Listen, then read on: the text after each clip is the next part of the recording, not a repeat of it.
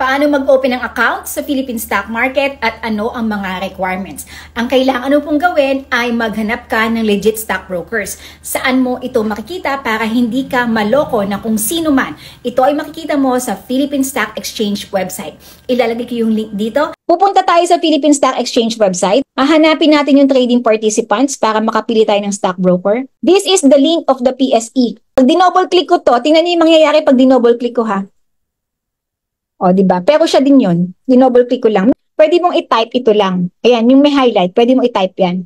So, ngayon, pupunta kayo sa trading participants. Dito na lang tayo sa online para hindi na kayo aalis. Nasa bahay lang kayo. O, click nyo na lang po isa-isa ha. Sobrang dami. So, sampulan na lang natin yung letter C.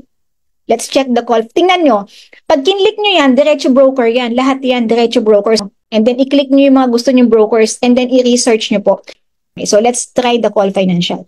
And then, you click this, open an account. Ayan po yung requirements, sign up and submit. So, may nagtatanong, pwede ba ako mag-fund sa ganitong? Depende sa broker kung anong bangko yung pwede. Meron akong free ebook na pwedeng ipamigay. Ito ay para sa mga zero knowledge sa Philippine stock market. Sa free ebook na to, matututunan mo kung paano magsimulang mag-invest, pagkano minimum investment, paano maghanap ng legit stock brokers, ano ang best method, at kung ano yung best stock. Lalagay ko ang link ng free ebook dito at sa comment section para ma-download mo ang